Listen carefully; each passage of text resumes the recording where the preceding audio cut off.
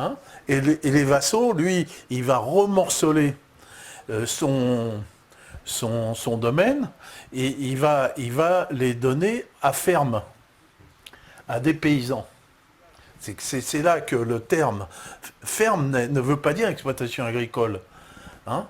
Ferme veut dire un mode de prêt avec rémunération.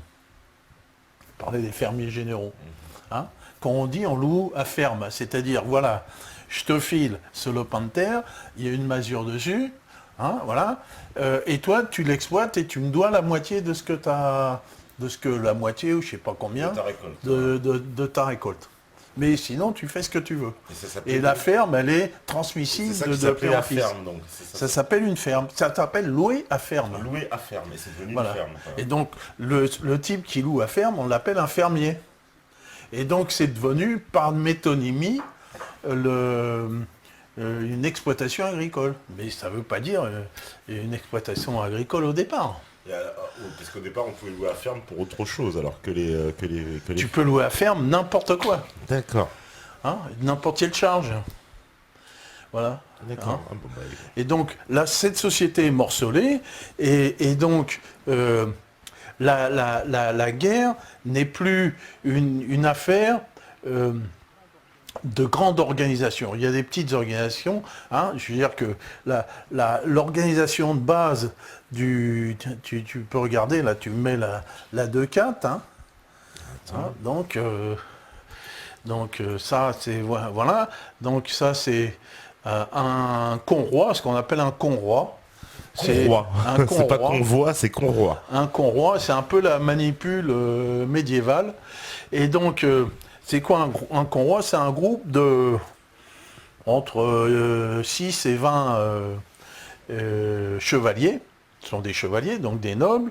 Hein. Alors, donc ça c'est des Normands, ils n'ont pas encore la bannière. D'accord, les Normands, alors précisons, les Normands, parce que c'est quand même des Vikings de base qui sont... Oui, mais ces Normands, ils sont francisés. Ils sont francisés ensuite et christianisés. Ouais. Et donc, mais donc là, quand ils arrivent en Angleterre, ils sont déjà dans le système féodal et dans le système du conroi. Donc, ce groupe-là, ce sont des gens qui sont toujours ensemble, hein, ils combattent pour un seigneur, et surtout, c'est une équipe, comme une équipe de foot, qui va dans les tournois. Le tournoi est quelque chose d'extrêmement important pour l'entraînement de ces gens-là. Tu vois, hein. Et donc, au début, les tournois, c'est une simulation, c'est la guerre. En fait, au début des tournois, il meurt plus de chevaliers dans les tournois qu'à la guerre. Hein. Donc, en fait, ils décident, voilà, il y a des équipes, comme des équipes de foot, hein, et puis il y a un grand terrain qui est délimité, puis là, on va se battre. Et donc, le but de ça, c'est de faire prisonnier l'adversaire. Le but, c'est de pas de le tuer, mais comme il se tape très fort sur la tronche, il y en a qui meurent, et c'est de le faire prisonnier, et celui qui est prisonnier, ben, il paye.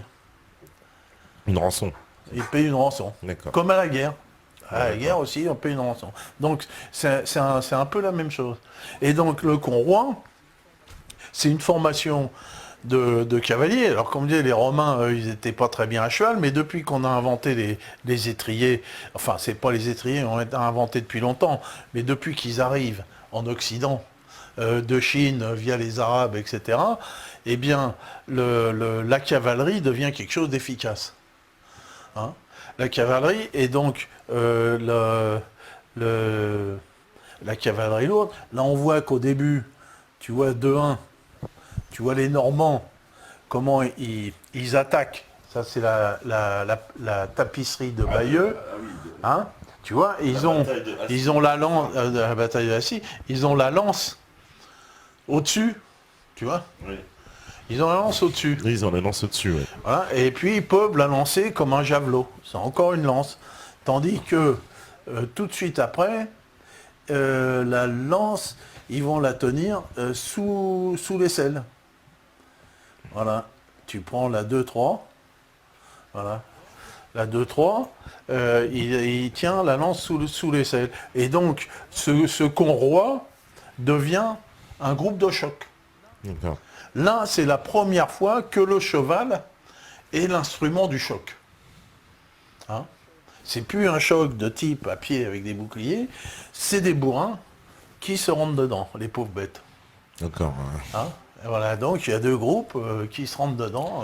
Les Normands donc révolutionnent un peu l'art de la guerre alors. Les Normands révolutionnent un peu l'art de la guerre, et puis cette forme d'organisation va se répandre.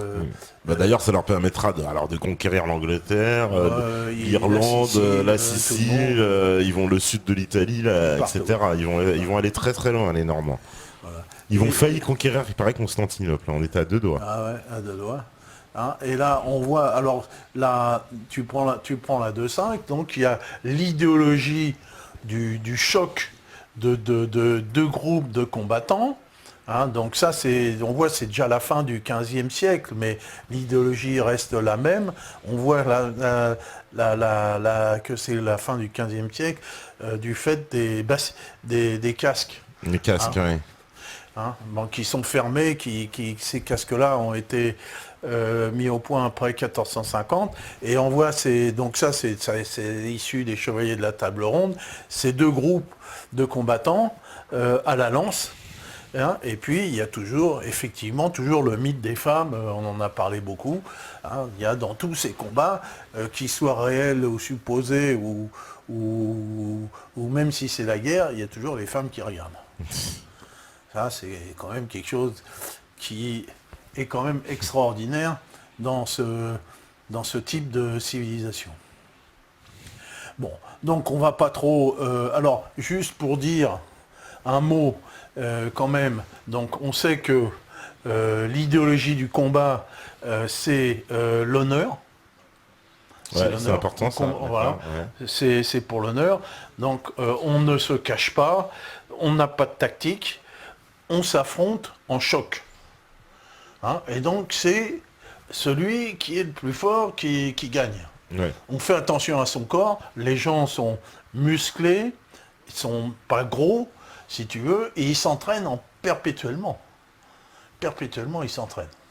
Hein, parce que quand on voit, par exemple, ce travail en conroi, où il faut tourner, tu vois, tu as la ligne de chevaux, puis ils tournent tous en même temps, c'est-à-dire que, hein, et ils tiennent la lance, et souvent, donc, ils guident le cheval par les genoux, tu vois. Donc, du point de vue de l'équitation, c'est un sacré boulot. Hein. Qu'ils aient la cotte de maille ou l'armure de plate, c'est à peu près le même poids. Ils ont ça sur le dos, ils ont le bouclier. Donc on va voir donc l'équipement, tu vois de 7, on voit en gros l'évolution de l'équipement, hein, à peu près. Là, à l'extrême gauche, c'est le XIe siècle, 12, 13, 14, 15. Tu vois, donc l'armure de plate, elle arrive qu'à la fin du Moyen-Âge, hein, l'armure de plate. Quand on dit le chevalier en armure, Ouais, c'est le chevalier, faut dire le chevalier en cotte de maille. En armure, c'est à la fin. Bon.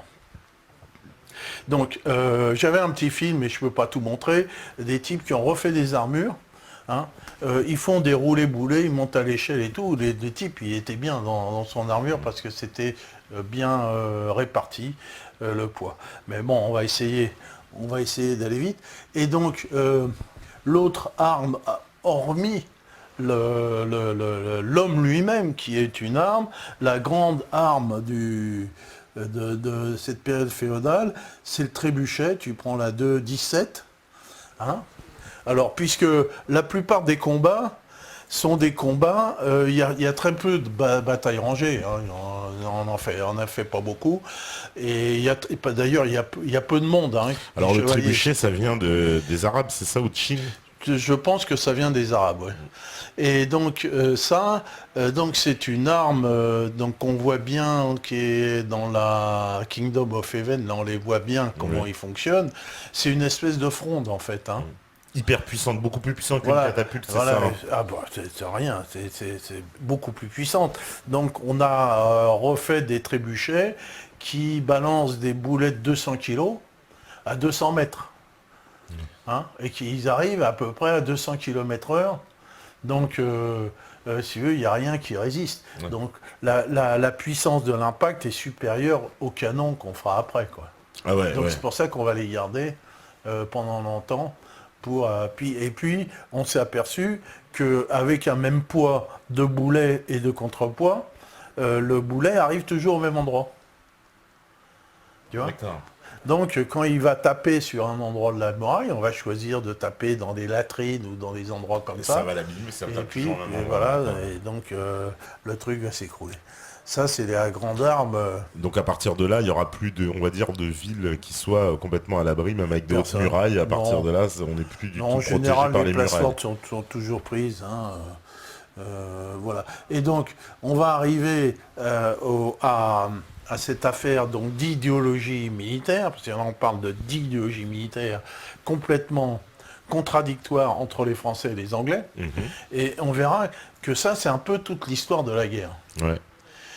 Y a la guerre entre ceux qui veulent gagner des batailles et ceux qui veulent gagner la guerre. Il y aura toujours un peu cette contradiction qui va aller jusqu'à Hitler, hein, Napoléon, qui gagnera plein de batailles, qui perdra la guerre, et Hitler, c'est pareil, qui va gagner plein de batailles, qui va perdre la guerre. Alors tu me disais qu'il y a ceux qui disaient justement l'inverse, qui disaient faut gagner la guerre, on s'en fout de gagner des batailles, et c'était plutôt les Russes qui étaient... Alors les Russes, eux, c'est le contraire, eux, ils s'en foutent de gagner des batailles, eux, ce qu'ils veulent, c'est gagner la guerre. Voilà, donc ça, on verra tout à l'heure, si on y arrive jusque-là. Et donc, eux, si les Français combattent dans un système idéologique bien fermé, bien codifié, pour l'honneur, avec des héros, tu vois, quand ils sont à la guerre, il y a des héros qui notent, hein. Machin, il s'est bien conduit. Et si le comte de Trucmuche, il a tourné bride, il est parti, c'est fini, quoi. Il est complètement déconsidéré, alors vaut mieux qu'il soit mort. Et donc, ces chevaliers sont un peu comme les Gaulois. Ils préfèrent mourir que de faire de la stratégie. Ou de faire de la stratégie, ou s'enfuir. S'enfuir, ouais. Voilà. Alors, donc, mais notre perfide Albion, qui a toujours été... elle s'en fout de tout ça. Hein, elle se dit, moi, je suis là pour tuer l'ennemi, et je suis pas là pour m'emmerder avec ces conneries. Hein. Et donc, eux, ils développent une stratégie pour tuer le plus d'adversaires. Alors que, du côté du seigneur féodal, il ne faut pas tuer l'autre. L'autre, d'abord, c'est des sous. Quand tu le prends, ça fait de l'argent. Puis ça se fait pas. C'est pas noble. Donc, on ne tue pas son adversaire. Tandis que les Anglais, eux, ils s'en tapent. Donc, ils développent une arme absolument redoutable qui s'appelle le longbow. Tu prends 2,23, mais enfin, c'est un arc tout à fait normal, mais il est en bois d'if. Et donc, le bois d'if a une capacité de détente extraordinaire, hein, qui est un peu identique aux composites, aux arcs composites des peuples d'Orient. Tu vois, il fait près de 2 mètres de haut. Il fait 2 mètres de haut, cet arc. Ouais, c'est le longbow. Le fameux, oui. Le fameux longbow. Et alors, il est armé avec, tu prends 2,25, des pointes Bodkin. Alors voilà, ça c'est les pointes Bodkin. Alors déjà, une pointe de flèche comme ça, le forgeron, il en fait une à la minute. À peu près. Hein, donc, le mec qui a essayé de les refaire, quand tu es bien entraîné, tu en fais une à la minute. Donc, on en fait des quantités extrêmement importantes. Elles sont très simples à faire. Et donc, elles sont très effilées. Elles sont en section carrée et bien graissées, de telle sorte qu'elles puissent pénétrer les côtes de mailles et les armures. D'accord. Hein, voilà. Et donc, la technique de nos chers amis anglais est de balancer un nuage de flèches. Hein, à Azincourt, c'est 5 tonnes de flèches qu'ils ont balancées. Tu vois? Et à Crécy, c'est un peu moins, mais à peu près pareil.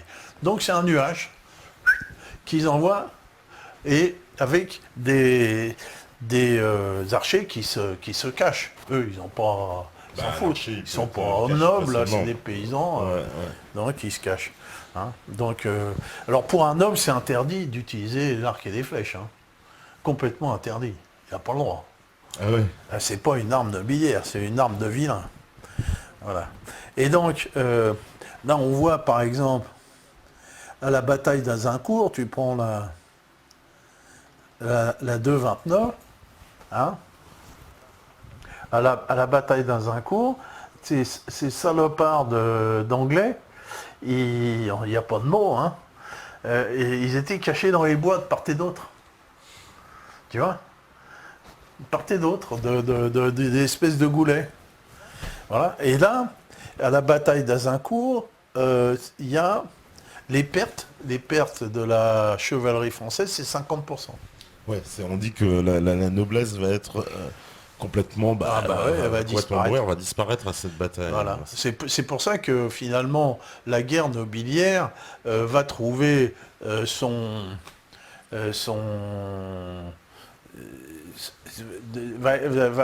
trouver ses limites.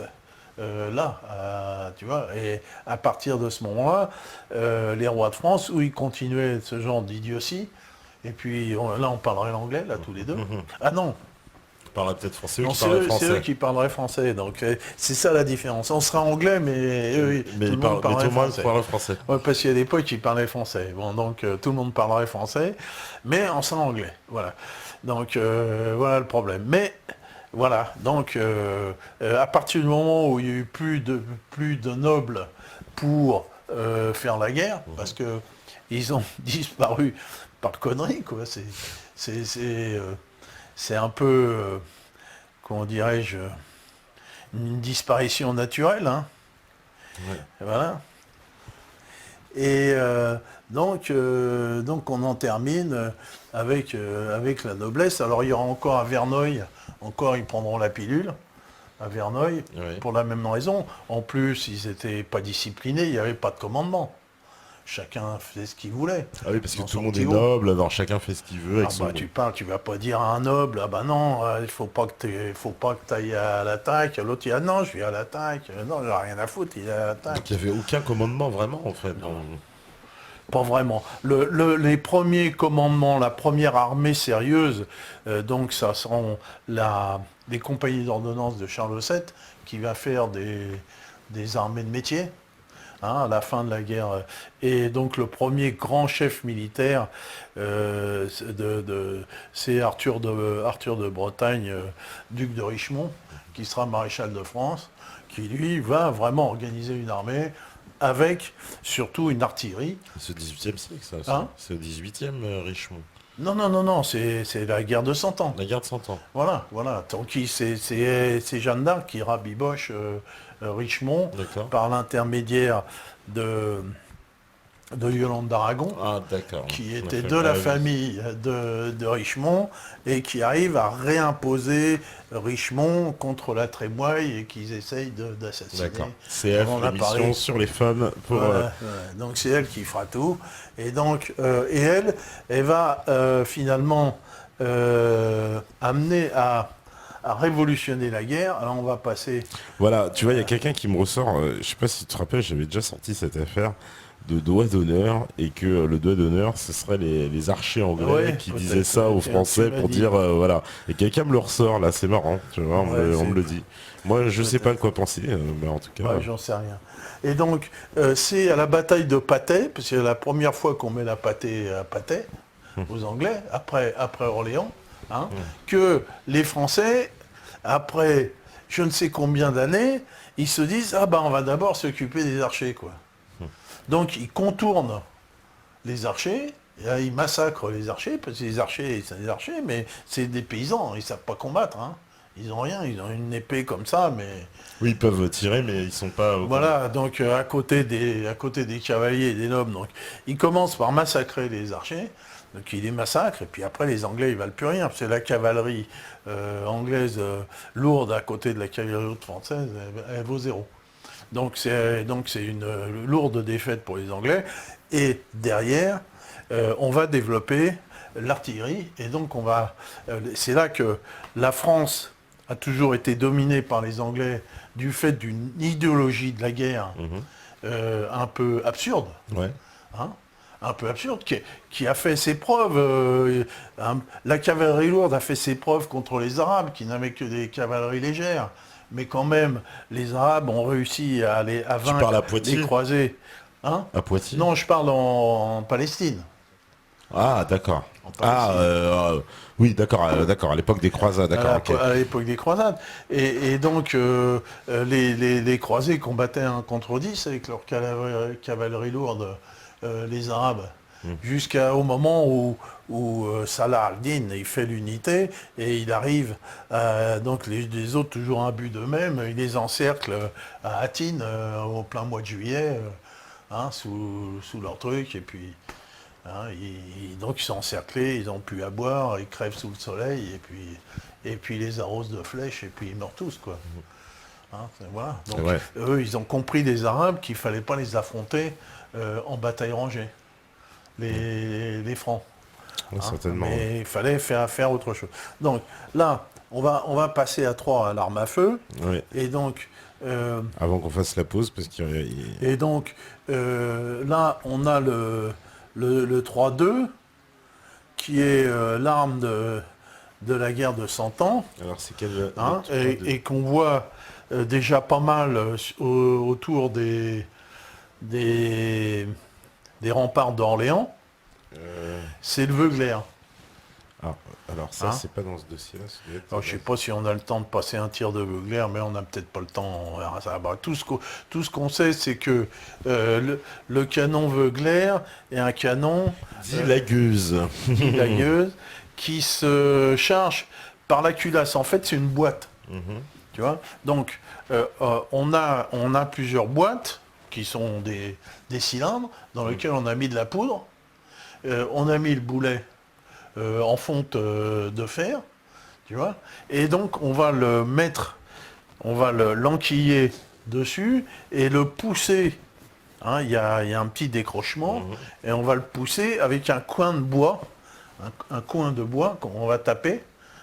Bon, c'est pas très étanche, mais c'est efficace puisque ces engins tirent quand même 3 coups à la minute, ce qui est quand même beaucoup. 3 coups à la minute. 3 coups à la minute.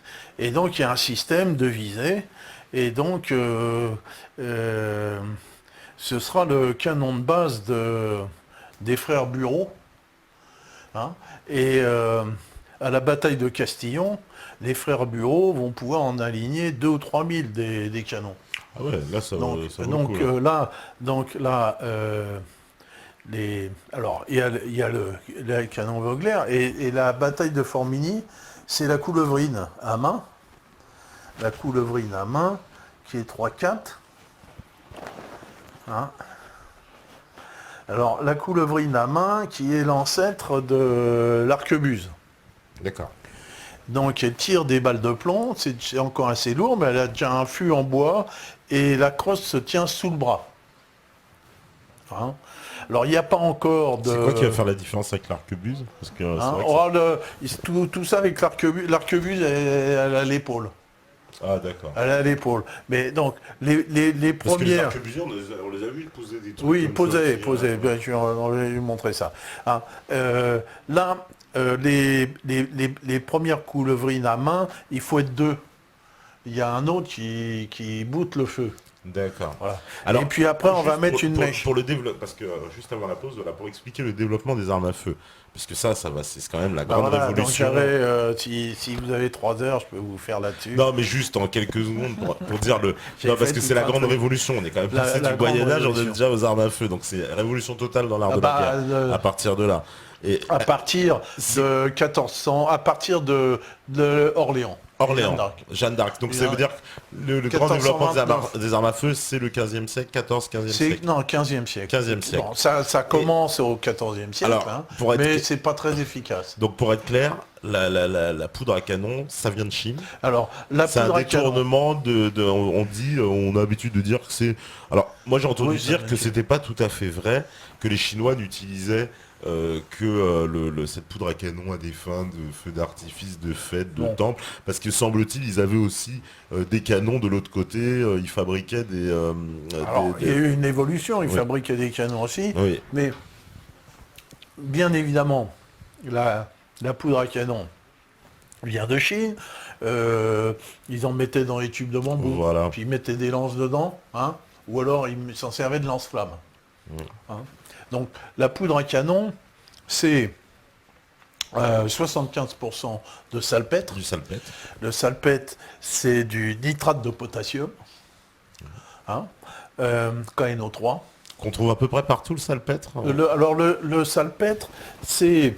Alors, c'est 75% de KNO3 et les autres 25% par moitié, c'est du charbon de bois et du soufre. Donc, c'est un système d'explosion carburant-comburant.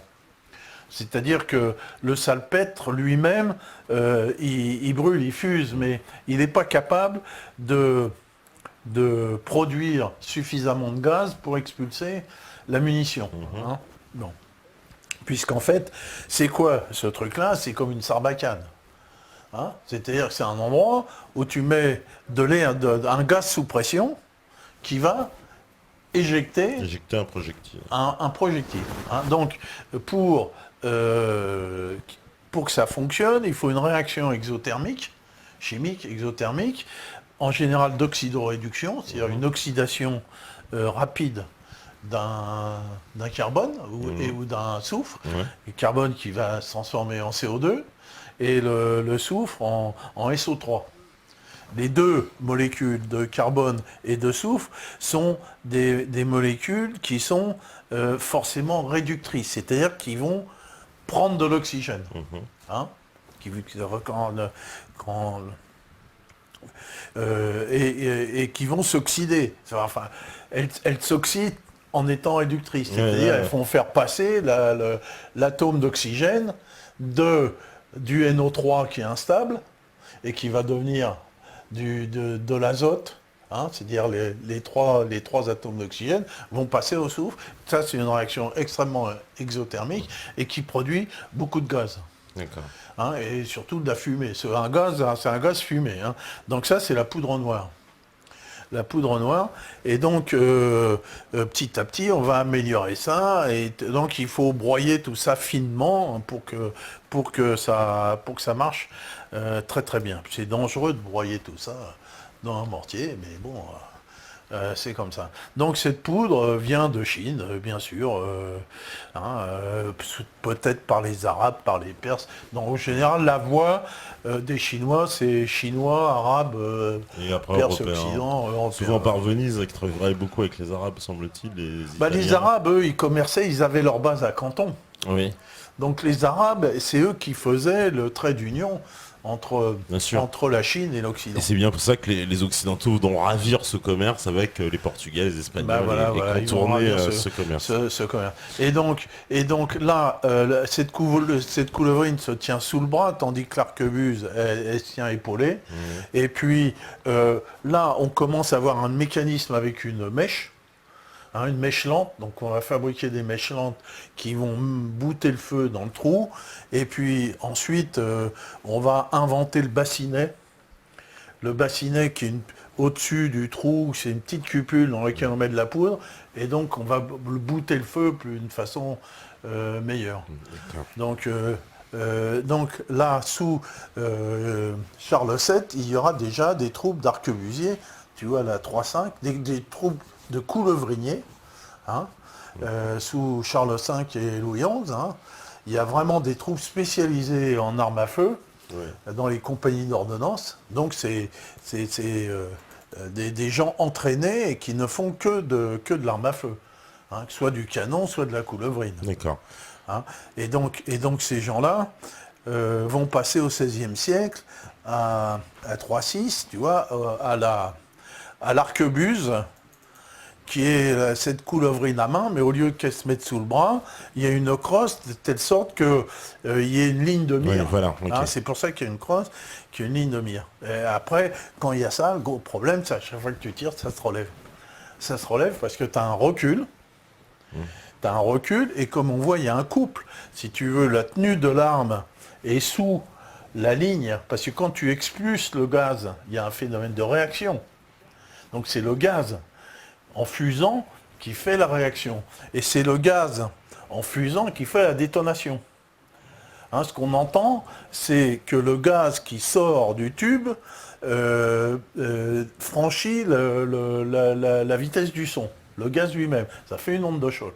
C'est pas le projectile.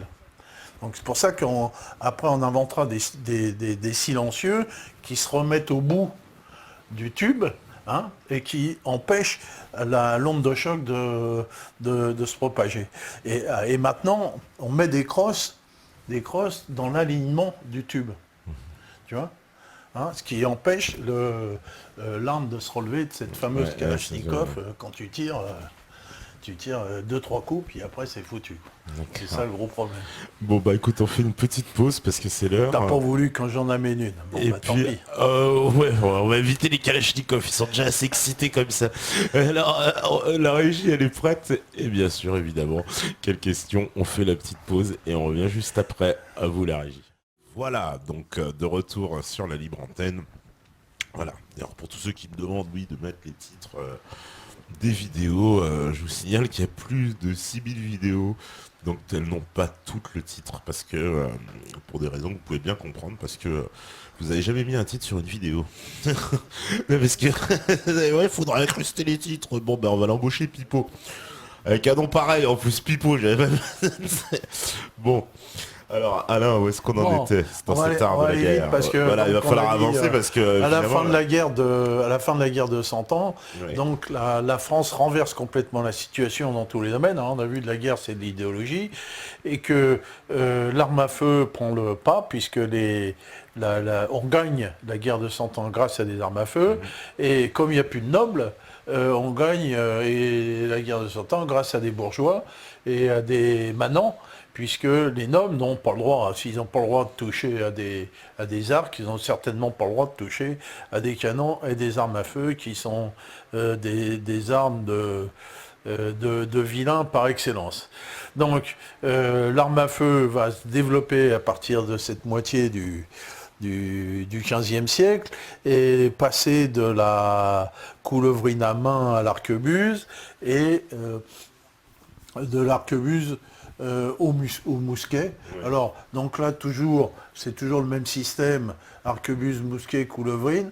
Donc on a une platine à mèche, hein, donc on a une mèche lente qui va enflammer la poudre qui est dans un bassinet, une petite cupule, et puis bouter le feu et créer ce gaz qui va exploser avec cette poudre noire qui fait beaucoup de fumée. Donc, derrière... C'est qui les pays les plus spécialisés en Europe, d'ailleurs, dans ça? Les grands pays, l'Allemagne, hein, qui ont toujours été des bons mécaniciens. Encore, c'est les Allemands. L'Allemagne, la Suisse, la France, hein, qui va développer ses armements. Hein. Et ça vient donc plus de ce coin-là. Alors, Allemagne, France, et ça va se répandre après dans tous les pays d'Europe, mais... le cœur, on va dire, de ceux qui vont plus... Oui. Mais enfin, chaque pays aura son armement. Très vite. Il n'y a pas... Même les Italiens ont leur armement, voilà. Il faut dire que l'arquebuse va beaucoup se développer au Japon. Donc c'est au Japon que l'arme à feu va prendre le plus. D'accord. Hein, bon, ben voilà. Voilà. Et les Japonais vont copier les arquebuses au XVIe siècle. Et il y aura des grandes batailles sanglantes au Japon avec des armes à feu japonaises. Voilà. Après, la mèche, il y a deux types de mise à feu. Il y a 3-7, le pistolet à rouet. Alors là, c'est trop compliqué, ça. On ne fera pas beaucoup de fusils. Hein. En fait, l'histoire, maintenant, c'est de faire des étincelles pour mettre le feu à la poudre qu'il y a dans le bassinet. Donc, on va faire des étincelles c'est un peu comme le coup du briquet, si tu veux. Hein. C'est un rouet qui va tourner sur un bout de silex. Tu vois, créer alors là, donc, on remonte le rouet avec une clé. Hein, puis quand on appuie sur la détente, le truc, il tourne. Et donc le chien, il descend sur le rouet, ça fait une étincelle, ça met le feu au bassinet. Mais ça, c'est des armes trop compliquées, trop chères. Ce sera un peu une voie de garage. Alors, ce qui va être pendant très longtemps, pendant plusieurs siècles, c'est ça. Hein, ce système avec le chien. Et puis, ici, alors là, on a un chien sur lequel on met un bout de silex. Hein, c'est un vrai chien d'ailleurs, ça ressemble à un chien. ça, en fait. c'est pour ça C'est qu'on marrant. appelle un chien, puis ça va rester comme étant le chien d'une arme. D'accord. Hein, C'est marrant parce que oui, ça ressemble à un chien. c'est un chien, et là-dedans, on met un bout de silex. Alors attends, c'est laquelle? C'est la 3-8. Alors attends, je fais la bête. Voilà. Voilà. Donc ça ressemble à un chien, évidemment. Alors indique-nous là un peu ce qu'on voit. Le 1, c'est le chien. Alors, le 1, c'est le chien. Le 2, c'est une platine striée. Ça a un nom, je me souviens plus, ça va revenir. Hein, ici, le 3, le 4, c'est le bassinet. Et ça couvre ici le bassinet. Alors, quand on appuie sur la détente, le chien va taper sur cette pièce, Ouais. là, hein, qui va en même temps se soulever. Hein, donc va créer une étincelle, tu vois, ça va créer une étincelle à la base, ça va se soulever et ça va découvrir le bassinet en même temps, tu vois. D'accord, oui, oui. Tu vois le système. Ouais, ouais. Donc là, pour que ça marche, donc tu pousses la platine 2 en avant, ça découvre le bassinet, tu mets de la poudre dedans, tu vois, et tu refermes. Tu peux rester comme ça un moment. Enfin, s'il pleut beaucoup, la poudre elle est mouillée quand même, hein, ça marche pas. Hein. Et puis, tu tires sur le chien, et puis donc tu vises, tu appuies sur la détente, et puis tu as ce système d'étincelles qui se crée. Et donc ça, ce système est inventé mi-XVIIe siècle, et va rester... Les armées de Napoléon sont équipées de ce système-là. Si tu veux, ça équipera les armées, après le fusil à piston jusqu'à 1830 ou quelque chose comme ça. Tu vois, hein, donc ça va durer très très longtemps, ce système d'armes à feu. Alors, hein, il faut charger avec le canon du fusil. C'est un peu lent comme système et Ouais, puis c'est aléatoire. Elle doit pas être très réactive l'arme parce que Hein, tu dois quoi tirer comme ça et ça tire après quoi. C'est ça que je veux voilà, dire. voilà, plomb, ça tire, ça fait un grand nuage de Ouais, fumée. ça fait une grosse fumée en plus. Une grosse fumée, et puis comme là, il y a aussi la mise à feu dans le bassinet, tu vois, le tireur il voit plus rien. Donc comme il voit plus rien, de toute façon après il faut qu'il charge Tu son arme. t'intoxiques au Le passage. temps qu'il charge son arme, il revoit le truc. Donc, ça va durer longtemps. Et donc les gens ont des cartouches. Alors ce qu'on appelle la cartouche ça vient de carta, c'est un terme italien, dans lequel on a attaché des doses de poudre avec la balle. Hein, donc le système, c'est que le sac de papier, on l'arrache avec les dents, on vide la dose de poudre dans le canon, hein, et on pousse la balle avec le carton. Et on le pousse avec comment que je sais plus comment que ça s'appelle, enfin la tringle, tu vois, qui pousse le truc, hein, tu vois, la tige de métal qui sert à pousser le tout dans le canon. On les voit, ils rechargent comme ça, Voilà. ça va durer longtemps ce système. Voilà.